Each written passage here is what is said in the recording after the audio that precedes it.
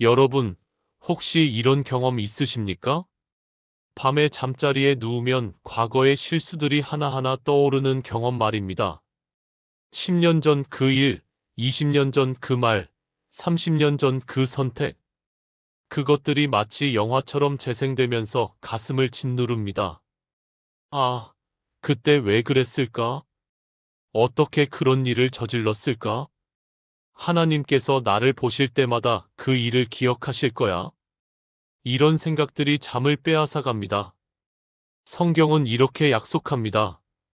행복하여라 허물을 용서받고 죄를 덮어주신 바 된 사람 행복하여라 주님께서 허물을 헤아리지 않으시고 그 얼에 거짓이 없는 사람. 시편 32편 1절에서 2절입니다. 이 말씀의 원어를 보면 더욱 놀랍습니다. 헤아리지 않으신다는 히브리어로 하사브입니다. 이 단어는 회계 용어입니다. 장부에 기록하다, 계산에 넣다, 셈하다는 뜻입니다. 그런데 하나님께서는 우리의 허물을 로하사브하지 않으신다는 겁니다. 장부에 기록하지 않으신다는 말입니다. 계산에 넣지 않으신다는 말입니다. 셈하지 않으신다는 말입니다. 이게 무슨 뜻입니까? 세상의 법정은 모든 죄를 기록합니다. 범죄 경력은 평생 따라다닙니다. 사람들은 과거의 실수를 잊지 않습니다. 하지만 하나님의 법정은 다릅니다. 용서받은 죄는 장부에서 완전히 지워집니다. 계산에 들어가지 않습니다. 기억되지 않습니다. 이것이 은혜입니다. 그렇다면 우리는 이것을 어떻게 적용해야 할까요? 먼저, 하나님께서 용서하신 죄를 우리가 계속 붙들고 있으면 안 됩니다. 하나님께서 지우신 것을 우리가 다시 써서는 안 됩니다. 하나님께서 덮으신 것을 우리가 다시 들춰내서는 안 됩니다. 둘째, 과거의 죄를 기억할 때마다 이렇게 선포하십시오. 하나님께서는 이것을 헤아리지 않으신다. 하나님의 장부에는 이것이 없다. 나는 용서받았다. 작년 가을, 대구에 사시는 김영희 권사님, 68세 되셨습니다. 이분은 40년 전 일로 고통받고 계셨습니다. 젊었을 때 시어머니와 크게 다투고 심한 말을 했던 기억이 평생 따라다녔습니다. 시어머니는 이미 20년 전에 돌아가셨지만 그 죄책감은 계속되었습니다. 매년 제사 때마다, 아니 명절 때마다 그 기억이 떠올랐습니다. 용서를 구할 수도 없는 상황이었습니다. 어느 날 새벽 기도 중에 이 말씀을 듣게 되셨습니다. 주님께서 허물을 헤아리지 않으신다. 처음에는 믿어지지 않았습니다. 그렇게 큰 죄를 어떻게 헤아리지 않으신다는 말입니까? 하지만 말씀은 계속 들려왔습니다. 헤아리지 않으신다. 장부에 없다. 지워졌다. 그날부터 권사님은 매일 아침 이렇게 고백하기 시작하셨습니다. 하나님, 제 과거의 그 일을 헤아리지 않으신다고 하셨습니다. 저는 이제 그것을 붙들고 있지 않겠습니다. 주님께서 지우셨으니 저도 내려놓겠습니다. 3개월이 지났습니다. 놀라운 변화가 일어났습니다. 40년 동안 짓눌렀던 죄책감이 서서히 사라지기 시작했습니다. 밤에 잠을 잘 수 있게 되었습니다. 명절이 두렵지 않게 되었습니다. 6개월 후, 권사님은 간증하셨습니다. 목사님, 제가 처음으로 하나님 앞에 담대히 나아갈 수 있게 되었습니다. 40년 만에 처음으로 자유를 맛보았습니다. 하나님께서 정말 헤아리지 않으신다는 것을 이제 믿습니다. 지금 이 권사님은 같은 고통으로 힘들어하는 분들을 위로하는 사역을 하고 계십니다. 하나님께서 헤아리지 않으신 은혜를 전하고 계십니다. 사랑하는 여러분, 지금 저와 함께 이렇게 기도해 보시겠습니까? 하나님 아버지, 제 허물을 헤아리지 않으신다는 놀라운 약속을 감사드립니다. 저는 고백합니다. 주님께서는 저의 과거를 장부에 기록하지 않으십니다. 주님께서는 저의 죄를 계산에 넣지 않으십니다. 지금 이 순간 제가 붙들고 있던 과거의 죄책감을 내려놓습니다. 주님께서 지우신 것을 저도 지우겠습니다. 주님께서 덮으신 것을 저도 덮겠습니다. 저는 용서받은 자입니다. 예수님의 이름으로 기도합니다. 아멘. 여러분, 이 고백을 매일 아침 하십시오. 하나님께서 헤아리지 않으신 것을 여러분도 헤아리지 마십시오. 이것이 자유의 첫걸음입니다. 많은 분들이 이런 질문을 하십니다. 목사님, 그렇다면 제가 무엇을 해야 합니까? 어떻게 하면 그 용서를 받을 수 있습니까? 어떤 조건을 충족해야 합니까? 얼마나 많은 선행을 해야 합니까? 우리는 늘 무언가를 해야 한다고 생각합니다. 대가를 치러야 한다고 생각합니다. 자격을 갖춰야 한다고 생각합니다. 하지만 하나님께서 요구하시는 것은 단 하나입니다. 성경은 이렇게 말씀하십니다. 내가 내 죄를 주님께 자백하리라 고백하고 내 허물을 숨기지 아니하였더니 곧 주께서 내 죄악을 사하셨나이다. 시편 32편 5절입니다. 이 구절의 핵심은 자백하다, 고백하다입니다. 히브리어로 야다입니다. 야다는 단순히 말로 시인하는 것 이상입니다. 이것은 숨김없이 드러내다, 인정하다, 동의하다는 뜻입니다. 하나님께서 내 죄에 대해 말씀하실 때 나도 거기에 동의한다는 것입니다. 변명하지 않고 합리화하지 않고 숨기지 않고 그대로 인정하는 것입니다. 이것이 진정한 회개입니다. 그런데 우리는 어떻게 합니까? 죄를 고백하면서도 변명을 붙입니다. 제가 그랬지만 상황이 그랬습니다. 제가 그랬지만 저 사람이 먼저 그랬습니다.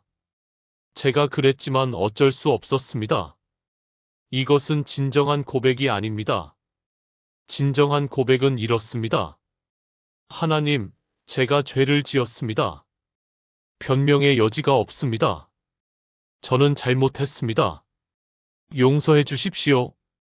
이렇게 고백할 때 하나님께서는 즉시 용서하십니다. 곧 주께서 내 죄악을 사하셨나이다. 곧이라는 단어를 보십시오. 지체 없이 즉각 바로입니다. 우리가 진심으로 고백하는 순간 하나님께서는 이미 용서하고 계십니다.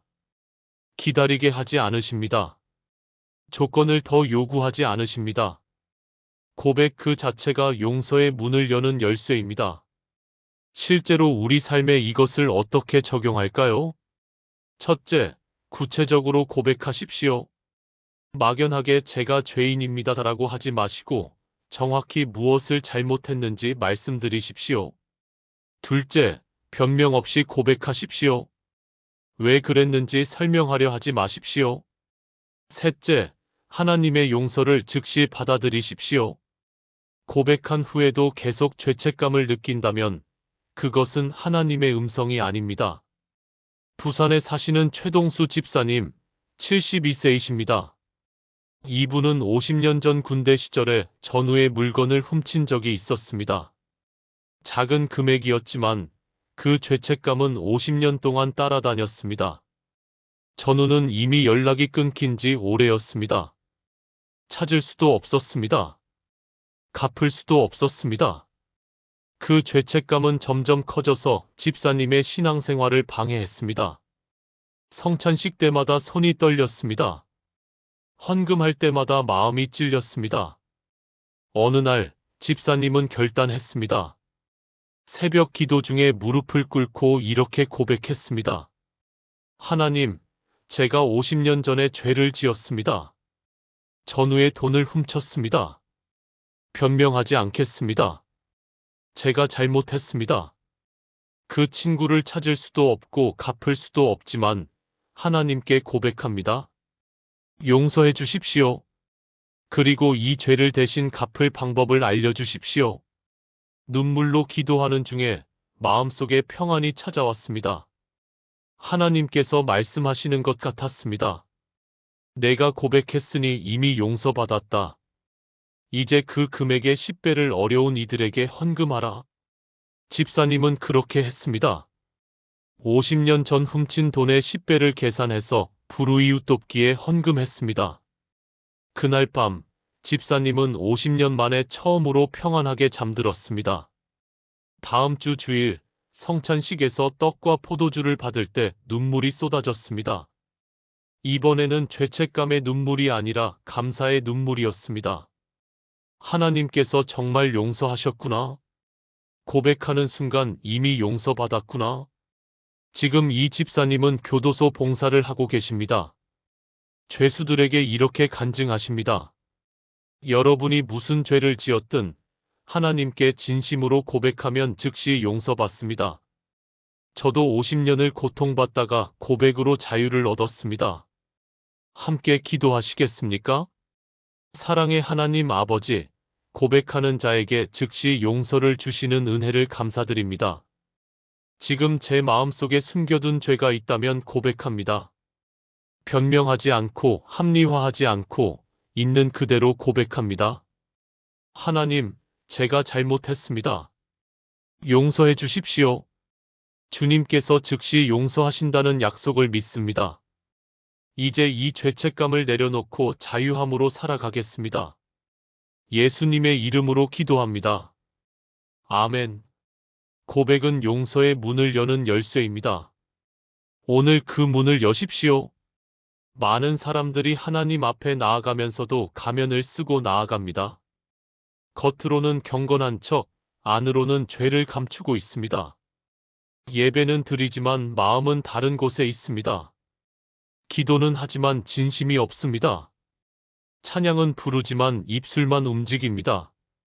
이런 신앙생활이 얼마나 피곤합니까? 이중생활을 하는 것이 얼마나 무거운 짐입니까? 성경은 이렇게 말씀하십니다.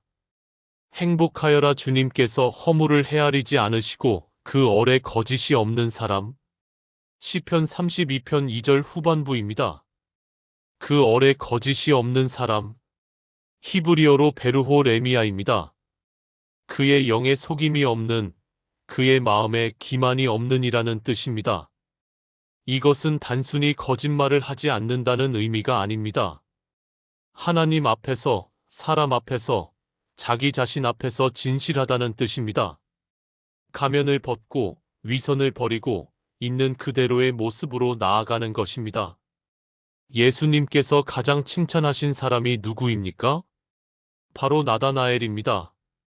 예수께서 나다나엘이 자기에게 오는 것을 보시고 그를 가리켜 이르시되 보라, 이는 참으로 이스라엘 사람이라 그 속에 간사한 것이 없도다. 요한복음 1장 47절입니다. 간사한 것이 없다. 속임이 없다. 거짓이 없다. 이것이 예수님께서 보시는 진정한 복된 사람입니다. 우리는 이것을 어떻게 실천할 수 있을까요? 첫째, 하나님 앞에서 솔직해지십시오. 기도할 때 포장된 말이 아니라 진짜 마음을 고백하십시오. 화가 나면 화난다고, 실망했으면 실망했다고, 의심이 들면 의심이 든다고 솔직히 말씀드리십시오. 하나님은 이미 다 아십니다. 둘째, 사람 앞에서도 진실하십시오. 이중생활을 멈추십시오. 교회에서의 모습과 집에서의 모습이 같아야 합니다. 성도들 앞에서의 말과 혼자 있을 때의 생각이 일치해야 합니다. 셋째, 자기 자신에게도 정직하십시오. 내 약함을 인정하십시오.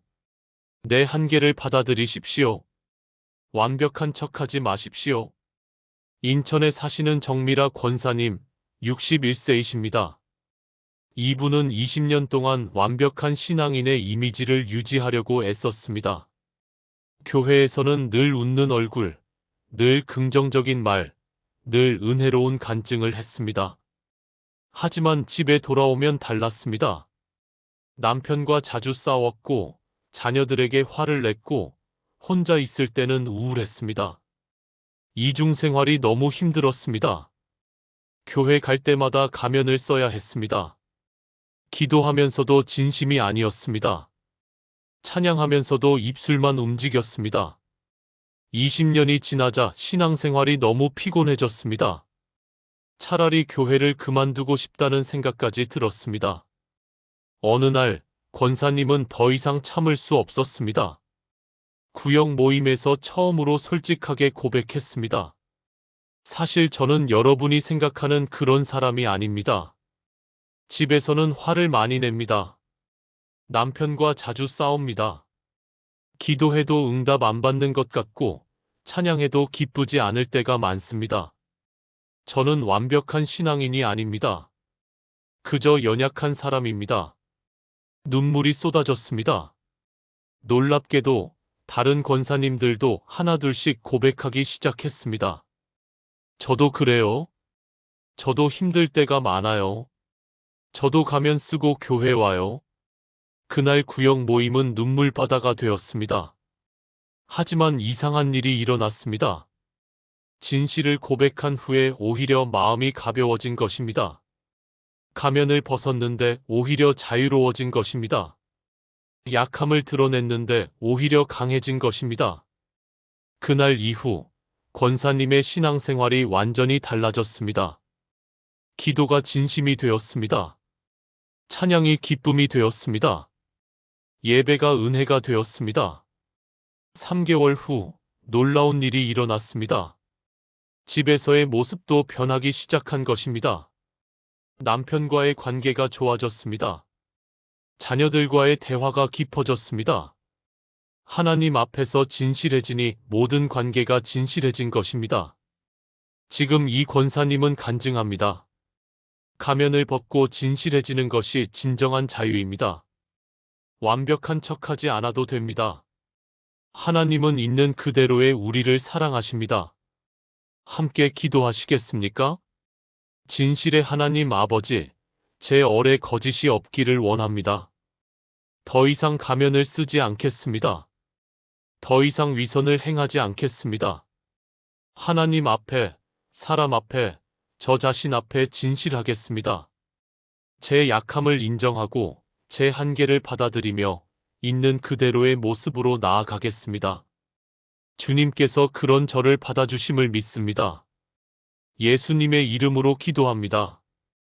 아멘. 진실함이 자유를 가져옵니다. 오늘 가면을 벗으십시오. 혹시 여러분 중에 몸이 아픈데도 병원에 가지 않고 참는 분 계십니까? 괜찮아. 조금만 참으면 나아질 거야. 이렇게 생각하면서 병을 키우는 경우가 많습니다. 영적인 병도 마찬가지입니다. 죄를 숨기고 참으면 참을수록 병은 깊어집니다. 성경은 이렇게 경고합니다. 내가 토설하지 아니할 때에 종일 신음함으로 내 뼈가 쇠하였도다. 주의 손이 주야로 나를 누르시오니 내 진액이 빠져서 여름 가뭄의 마름같이 되었나이다. 시편 32편 3절에서 4절입니다. 토설하지 아니할 때, 즉 죄를 고백하지 않고 숨기고 있을 때 어떤 일이 일어납니까? 뼈가 쇠한다. 진액이 빠진다. 여름 가뭄같이 마른다. 이것은 단순한 비유가 아닙니다. 실제로 죄책감은 우리 몸과 마음을 병들게 합니다. 의학적으로도 증명된 사실입니다. 죄책감은 스트레스 호르몬인 코르티솔을 증가시킵니다. 면역력을 떨어뜨립니다. 불면증, 두통, 소화불량, 우울증을 일으킵니다. 뼈가 쇠하는 것입니다. 다윗은 이것을 경험했습니다. 밧세바와의 간음 죄를 숨기고 있을 때 그는 육체적으로도 정신적으로도 무너졌습니다. 종일 신음했습니다. 잠을 잘 수 없었습니다. 기쁨이 사라졌습니다. 하나님의 손이 주야로 그를 눌렀습니다. 하지만 나단 선지자를 통해 죄를 고백한 후 회복이 시작되었습니다. 이것을 우리 삶에 어떻게 적용할까요? 첫째, 죄를 숨기지 마십시오. 숨길수록 더 큰 병이 됩니다. 작은 죄라도 즉시 고백하십시오. 둘째, 몸의 신호를 무시하지 마십시오. 설명할 수 없는 불안, 우울, 피로가 계속된다면 혹시 숨기고 있는 죄가 없는지 돌아보십시오. 셋째, 고백을 미루지 마십시오. 내일 할까, 다음 주에 할까 미루다 보면 병은 깊어집니다. 오늘, 지금, 이 순간 고백하십시오. 서울에 사시는 김철수 장로님, 65세이십니다. 이분은 3년 전 사업 중에 거래처를 속인 적이 있었습니다. 금액은 크지 않았지만 분명한 사기였습니다. 처음에는 양심이 찔렸지만 곧 합리화했습니다. 다들 이렇게 하는 거야? 사업이 원래 이런 거지. 나만 정직하면 손해야. 하지만 그때부터 이상한 일들이 일어났습니다. 밤에 잠을 잘 수 없게 되었습니다. 소화가 안 되어 병원을 다녔지만 원인을 찾지 못했습니다. 두통이 계속되었습니다. 교회에 가도 예배에 집중할 수 없었습니다. 기도하려고 하면 그 일이 떠올랐습니다. 2년이 지나자 우울증까지 왔습니다. 의사는 약을 처방했지만 효과가 없었습니다. 장로님은 점점 무너졌습니다. 사업도 잘 안 되기 시작했습니다. 가정도 흔들렸습니다. 뼈가 쇠하고 있었습니다. 어느 날 새벽 더 이상 참을 수 없었습니다. 기도실에 들어가서 무릎을 꿇었습니다. 하나님, 제가 3년 전에 죄를 지었습니다. 거래처를 속였습니다. 제가 잘못했습니다. 이제 바로잡겠습니다. 용서해 주십시오. 눈물로 회개했습니다. 그리고 결단했습니다. 다음 날 그 거래처를 찾아갔습니다. 3년 전 일을 고백하고 속인 금액의 2배를 돌려드렸습니다. 사장님, 죄송합니다. 3년 전에 제가 잘못했습니다. 이렇게라도 갚고 싶습니다. 거래처 사장님은 놀랐지만 감동받았습니다. 3년이 지난 일을 이렇게 찾아와서 고백하다니. 오히려 그 거래처와 관계가 더 좋아졌습니다. 놀라운 것은 그 다음이었습니다. 그날 밤부터 잠이 왔습니다. 3년 만에 처음으로 깊은 잠을 잤습니다. 두통이 사라졌습니다. 소화가 되기 시작했습니다. 우울증이 점점 나아졌습니다. 2개월 후 의사도 놀랐습니다. 어떻게 이렇게 좋아지셨어요? 무슨 일이 있었습니까? 장로님은 간증했습니다. 하나님께 죄를 고백하고 바로잡았습니다. 숨겨두었던 죄가 제 뼈를 쇠하게 했는데 고백이 저를 치유했습니다. 지금 이 장로님은 정직한 사업가로 알려져 있습니다. 그리고 사업가 모임에서 이렇게 간증합니다. 죄를 숨기면 뼈가 쇠합니다. 고백하면 치유됩니다. 함께 기도하시겠습니까? 치유의 하나님 아버지, 제가 숨기고 있는 죄가 저를 병들게 하고 있음을 고백합니다. 더 이상 숨기지 않겠습니다. 지금 이 자리에서 모든 것을 고백합니다. 주님께서 저를 눌러오신 손을 거두어 주시고 제 뼈를 다시 강하게 하시며 제 진액을 회복시켜 주소서. 고백으로 치유를 경험하게 하소서. 예수님의 이름으로 기도합니다. 아멘. 숨기는 것은 병이고 고백은 치유입니다. 오늘 치유를 선택하십시오. 우리가 죄를 고백하고 용서받으면 어떤 일이 일어날까요? 단순히 죄책감이 사라지는 것으로 끝날까요?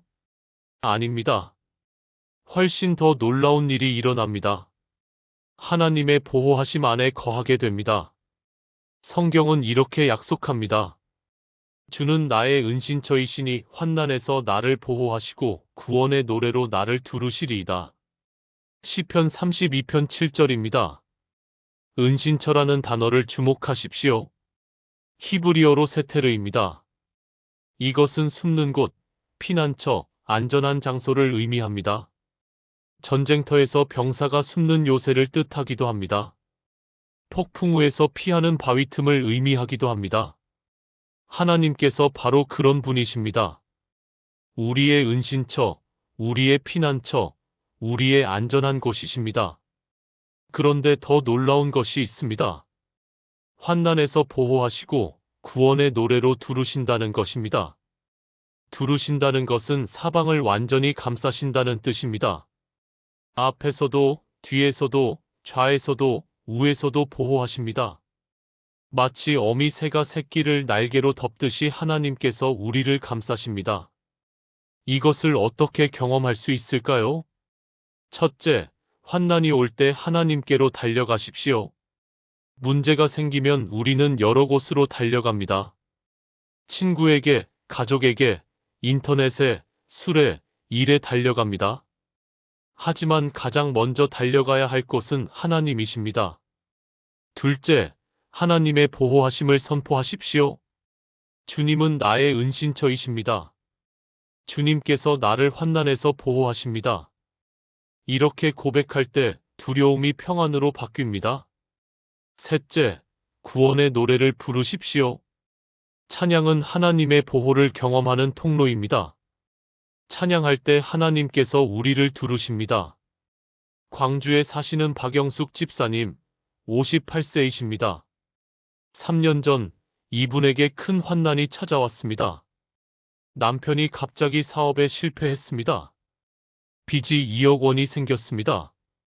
집을 팔아야 할 상황이었습니다. 자녀들 대학 등록금도 마련할 수 없었습니다. 밤마다 잠을 이룰 수 없었습니다. 걱정과 두려움에 짓눌렸습니다. 어느 날 새벽 집사님은 무너졌습니다. 하나님, 어떻게 해야 합니까? 이 환난에서 벗어날 길이 보이지 않습니다. 도와주십시오. 그때 마음속에 이 말씀이 들려왔습니다. 주는 나의 은신처이니 환난에서 나를 보호하리로다. 집사님은 그 말씀을 붙잡았습니다. 매일 아침 이렇게 선포하기 시작했습니다. 주님은 나의 은신처이십니다. 주님께서 이 환난에서 나를 보호하십니다. 처음에는 믿음이 약했습니다. 하지만 계속 고백했습니다. 그리고 찬양을 시작했습니다. 환난 중에도 찬양했습니다. 눈물로 찬양했습니다. 믿음으로 찬양했습니다. 2주가 지났습니다. 놀라운 일이 일어나기 시작했습니다. 먼저 집사님의 마음에 평안이 찾아왔습니다. 상황은 그대로인데 두려움이 사라졌습니다. 그 다음 예상치 못한 도움들이 오기 시작했습니다. 친척이 무이자로 돈을 빌려주었습니다. 자녀의 학교에서 장학금 소식이 왔습니다. 남편이 새로운 일자리를 찾았습니다. 3개월이 지났습니다. 빚의 절반을 갚을 수 있었습니다. 6개월이 지났습니다. 집을 팔지 않아도 되는 상황이 되었습니다. 1년이 지났습니다. 모든 빚을 갚았습니다. 이것이 가능했던 이유를 집사님은 이렇게 고백합니다. 제가 한 것은 아무것도 없습니다. 다만 하나님을 나의 은신처로 삼았습니다. 환난 중에 찬양했습니다. 하나님께서 저를 구원의 노래로 두르셨습니다. 하나님께서 보호하셨습니다. 지금 이 집사님은 경제적으로 어려운 성도들을 돕는 사역을 하고 계십니다. 그리고 이렇게 간증합니다. 환난은 하나님의 보호하심을 경험하는 기회입니다. 함께 기도하시겠습니까?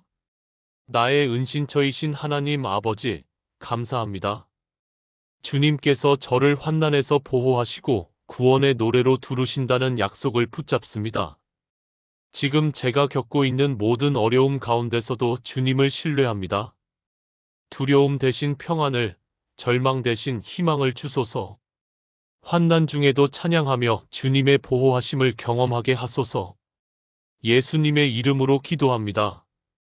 아멘. 하나님은 우리의 은신처이십니다. 오늘 그분 안에 거하십시오. 용서받은 사람의 가장 큰 특징이 무엇일까요?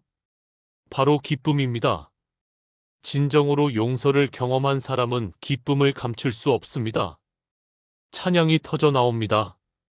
감사가 넘칩니다. 성경은 이렇게 선포합니다. 이러므로 무릇 경건한 자는 주를 만날 기회를 타서 주께 기도할지라 진실로 홍수가 범람할지라도 그에게 미치지 못하리이다. 시편 32편 6절입니다. 그리고 11절에서는 이렇게 외칩니다. 너희 의인들아 여호와를 기뻐하며 즐거워할지어다. 마음이 정직한 너희들아 다 즐거이 외칠지어다. 기뻐하라, 즐거워하라, 즐거이 외치라. 이것이 용서받은 자의 모습입니다. 죄의 짐을 내려놓은 자의 모습입니다. 은혜를 경험한 자의 모습입니다. 히브리어로 기뻐하라는 사마흐입니다. 이것은 단순한 감정이 아닙니다. 온몸으로 표현되는 기쁨입니다. 춤추고 뛰고 소리치는 기쁨입니다. 즐거이 외치라는 라난입니다. 이것은 승리의 함성을 지르다, 기쁨으로 소리치다는 뜻입니다. 용서받은 사람은 조용히 기뻐하는 것이 아니라 크게 외치며 기뻐합니다. 이것을 우리 삶에서 어떻게 경험할 수 있을까요? 첫째, 찬양을 회복하십시오. 죄책감은 찬양을 빼앗아갑니다. 하지만 용서는 찬양을 회복시킵니다. 아침에 일어나서 밤에 잠들기 전에 일하면서 찬양하십시오. 둘째, 기쁨을 표현하십시오. 마음속에만 담아두지 마십시오. 입으로 고백하고 얼굴로 나타내고 행동으로 보이십시오. 셋째, 간증하십시오. 하나님께서 여러분을 어떻게 용서하시고 회복시키셨는지 나누십시오. 여러분의 간증이 다른 사람들에게 희망이 됩니다. 대전에 사시는 이순희 권사님, 70세이십니다. 이분은 40년 전 젊었을 때 낙태를 한 적이 있었습니다. 당시에는 어쩔 수 없는 상황이라고 생각했지만 40년 동안 그 죄책감은 사라지지 않았습니다. 교회를 다니면서도 늘 슬펐습니다. 찬양을 불러도 기쁘지 않았습니다. 웃어도 진짜 웃음이 아니었습니다. 마음 깊은 곳에는 늘 무거운 돌이 있었습니다. 5년 전 권사님은 생명사역 세미나에 참석했습니다. 그곳에서 낙태 후 치유 프로그램을 알게 되었습니다. 처음에는 참여하기가 두려웠습니다. 40년 묵은 상처를 다시 열어야 한다는 것이 무서웠습니다. 하지만 성령님께서 강권하셨습니다. 프로그램에 참여했습니다. 그곳에서 비슷한 아픔을 가진 다른 여성들을 만났습니다. 함께 울고 함께 기도하고 함께 회개했습니다. 마지막 날 태아에게 이름을 지어주고 편지를 쓰는 시간이 있었습니다. 권사님은 눈물로 편지를 썼습니다. 사랑하는 내 아기 은혜야. 엄마가 미안해. 엄마가 너를 지키지 못해서 미안해. 하지만 너는 지금 하나님 품에 있구나. 엄마보다 먼저 천국에 가 있구나. 언젠가 천국에서 만나자. 그때는 엄마가 너를 꼭 안아줄게. 그날 권사님은 40년 만에 처음으로 진정한 용서를 경험했습니다. 하나님께서 용서하셨다는 것을 확신했습니다. 그 아기가 천국에 있다는 것을 믿게 되었습니다. 언젠가 만날 수 있다는 희망을 얻었습니다. 그 다음 주 주일부터 권사님의 얼굴이 달라졌습니다. 40년 동안 짓눌렸던 무거움이 사라졌습니다. 찬양할 때 진짜 기쁨이 올라왔습니다. 웃을 때 진짜 웃음이 나왔습니다. 주변 사람들이 물었습니다. 권사님, 무슨 좋은 일 있으세요? 얼굴이 완전히 달라지셨어요. 권사님은 간증했습니다. 40년 묵은 죄를 용서받았습니다. 하나님께서 저를 자유케 하셨습니다. 이제야 진짜 찬양할 수 있게 되었습니다. 지금 이 권사님은 생명사역에 동참하고 계십니다. 낙태 후 고통받는 여성들을 돕고 있습니다. 그리고 이렇게 간증합니다. 얼마나 오래 고통받았든 하나님의 용서는 완전합니다. 용서받으면 기쁨이 회복됩니다. 함께 기도하시겠습니까? 기쁨의 하나님 아버지, 용서로 인한 기쁨을 회복시켜 주소서. 더 이상 슬픔과 죄책감으로 살지 않겠습니다. 주님께서 주시는 기쁨으로 살겠습니다. 찬양을 회복하게 하시고 감사를 넘치게 하시며 즐거이 외치는 자가 되게 하소서. 제 간증이 다른 이들에게 희망이 되게 하소서. 예수님의 이름으로 기도합니다. 아멘. 용서는 기쁨을 회복시킵니다. 오늘 그 기쁨을 누리십시오. 마지막 7번째 진리입니다.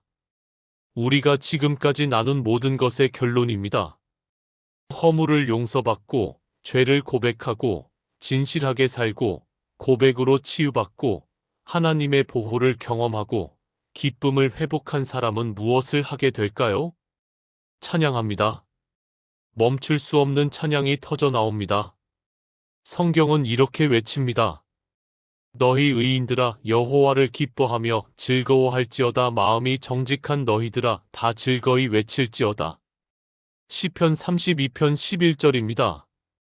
의인들아, 여기서 의인은 누구입니까? 완벽한 사람입니까? 한 번도 죄를 짓지 않은 사람입니까? 아닙니다. 의인은 죄를 고백하고 용서받은 사람입니다. 하나님께서 의롭다고 선포하신 사람입니다. 예수 그리스도의 피로 씻음받은 사람입니다. 바울은 이렇게 말합니다. 모든 사람이 죄를 범하였음에 하나님의 영광에 이르지 못하더니 그리스도 예수 안에 있는 속량으로 말미암아 하나님의 은혜로 값없이 의롭다 하심을 얻은 자 되었느니라. 로마서 3장 23절에서 24절입니다. 우리는 스스로 의로울 수 없습니다. 하지만 예수님의 은혜로 의롭다 하심을 얻었습니다. 이것이 복음입니다. 그래서 우리는 기뻐하고 즐거워하며 즐거이 외칠 수 있습니다. 내가 의로워서가 아니라 하나님께서 의롭다 하셨기 때문입니다. 내가 자격이 있어서가 아니라 예수님께서 자격을 주셨기 때문입니다. 이것을 어떻게 실천할까요? 첫째, 매일 아침 선포하십시오. 나는 예수님의 피로 의롭다 하심을 얻었다. 나는 하나님의 자녀다. 나는 용서받은 자다. 둘째, 찬양을 생활화하십시오. 특별한 시간뿐 아니라 일상에서도 찬양하십시오. 걸으면서, 일하면서, 쉬면서 찬양하십시오. 셋째, 다른 사람들을 의인으로 초대하십시오. 여러분이 경험한 용서의 은혜를 나누십시오. 여러분의 찬양이 다른 사람들의 찬양이 되게 하십시오. 제주도에 사시는 강대혜 집사님, 67세이십니다. 이분은 평생 자신이 의롭지 못하다고 생각하며 살았습니다. 어렸을 때부터 엄격한 가정에서 자랐습니다. 늘 부족하다는 말을 들었습니다. 교회에 나와서도 마찬가지였습니다. 더 열심히 해야 한다. 더 헌신해야 한다. 더 거룩해야 한다. 이런 말들이 집사님을 짓눌렀습니다. 60년 동안 교회를 다녔지만 한 번도 자유를 경험하지 못했습니다. 새벽 기도를 빠지지 않았지만 기쁨이 없었습니다. 11조를 성실히 했지만 확신이 없었습니다. 봉사를 많이 했지만 평안이 없었습니다. 2년 전 집사님은 심한 우울증에 걸렸습니다. 더 이상 교회에 가고 싶지 않았습니다. 기도하고 싶지 않았습니다. 모든 것을 포기하고 싶었습니다. 그때 목사님이 신방을 오셨습니다. 집사님의 이야기를 들으시고는 성경을 펴셨습니다. 로마서 3장 23절부터 24절을 읽으셨습니다. 그리고 물으셨습니다. 집사님, 여기 뭐라고 쓰여 있습니까? 모든 사람이 죄를 범했다고 쓰여 있습니다. 그럼 집사님도 죄인이십니까? 예, 저는 죄인입니다. 그럼 다음 구절을 보세요. 그리스도 예수 안에 있는 속량으로 말미암아 하나님의 은혜로 값없이 의롭다 하심을 얻었다고 쓰여 있습니다. 집사님도 예수님을 믿으십니까? 예, 믿습니다. 그럼 집사님은 의롭다 하심을 얻으셨습니까? 집사님은 대답하지 못했습니다. 60년 동안 교회를 다녔지만 자신이 의롭다고 생각해 본 적이 없었습니다. 목사님이 말씀하셨습니다. 집사님, 하나님께서 의롭다고 하시는데 집사님이 의롭지 않다고 하시면 안 됩니다. 집사님의 느낌이나 생각이 아니라 하나님의 말씀을 믿으십시오. 하나님께서 의롭다 하셨으니 집사님은 의인입니다. 그날 밤 집사님은 밤새 울었습니다. 60년 만에 처음으로 깨달았습니다. 내가 의로운 것이 아니라 하나님께서 의롭다 하셨구나. 내가 자격이 있는 것이 아니라 예수님께서 자격을 주셨구나. 다음 주부터 집사님의 신앙생활이 완전히 달라졌습니다. 새벽 기도에 나가는데 기쁨이 있었습니다. 찬양하는데 감격이 있었습니다. 성경을 읽는데 은혜가 있었습니다. 우울증이 사라졌습니다. 3개월 후 집사님은 간증했습니다.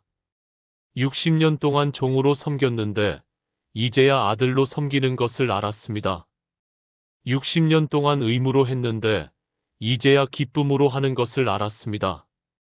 60년 동안 자격을 얻으려고 했는데 이제야 이미 자격을 받았다는 것을 알았습니다. 지금 이 집사님은 제주도에서 가장 밝은 얼굴로 섬기고 계십니다. 예배 시간에 가장 크게 찬양하십니다. 기도 시간에 가장 감사하십니다. 그리고 다른 성도들에게 이렇게 간증합니다. 여러분은 의인입니다. 하나님께서 의롭다 하셨습니다. 기뻐하고 즐거워하며 찬양하십시오. 함께 기도하시겠습니까? 의롭다 하시는 하나님 아버지, 감사합니다. 제가 의로운 것이 아니라 주님께서 의롭다 하신 줄 믿습니다. 제가 자격이 있는 것이 아니라 예수님께서 자격을 주신 줄 믿습니다. 이제 기뻐하고 즐거워하며 즐거이 외치겠습니다. 종이 아니라 아들로, 의무가 아니라 기쁨으로, 두려움이 아니라 사랑으로 주님을 섬기겠습니다. 찬양이 제 삶의 호흡이 되게 하소서. 예수님의 이름으로 기도합니다. 아멘. 여러분은 의인입니다. 오늘 찬양하십시오. 지금까지 나눈 7가지 말씀을 하나의 기도로 드리겠습니다. 함께 기도하시겠습니까? 전능하신 하나님 아버지, 오늘 이 시간 시편 32편을 통해 주신 놀라운 은혜의 말씀들을 감사드립니다. 허물을 헤아리지 않으시고 고백하는 자를 즉시 용서하시며 진실한 마음을 기뻐하시고 숨긴 죄를 드러내 치유하시며 은신처가 되어 보호하시고 기쁨의 노래로 회복시키시며 의인으로 불러주신 주님을 찬양합니다. 저는 고백합니다. 행복하여라 허물을 용서받고 죄를 덮어주신 바 된 사람. 저는 그 사람입니다. 주님께서 제 허물을 헤아리지 않으시고 장부에서 지우셨습니다. 제 죄를 주님께 자백하였더니 곧 주께서 제 죄악을 사하셨습니다. 제 얼에 거짓이 없기를 원하며 진실한 마음으로 나아갑니다. 숨겼던 죄를 고백함으로 쇠한 뼈가 강건케 되었습니다. 주님은 저의 은신처이시니 환난에서 저를 보호하시고 구원의 노래로 두르십니다. 오늘부터 저와 제 가족이 매일 이 말씀으로 하루를 시작하게 하소서. 아침마다 주님은 나의 은신처라고 고백하게 하시고 낮마다 용서의 확신으로 살게 하시며 저녁마다 감사의 찬양을 드리게 하소서. 이 말씀이 우리 집의 기둥이 되게 하시고 우리 삶의 반석이 되게 하소서. 죄책감 대신 확신을, 두려움 대신 평안을, 슬픔 대신 기쁨을, 정죄 대신 사랑을 주소서. 우리의 날들을 기쁨으로 채우시고 우리의 입술을 찬양으로 열어주시며 우리의 삶이 용서의 증거가 되게 하소서.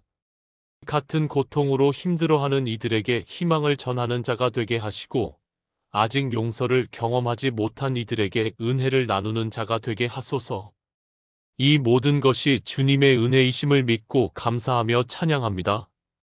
살아계신 예수 그리스도의 이름으로 기도합니다. 아멘. 사랑하는 여러분, 오늘 우리는 시편 32편을 통해 7가지 놀라운 진리를 함께 나누었습니다.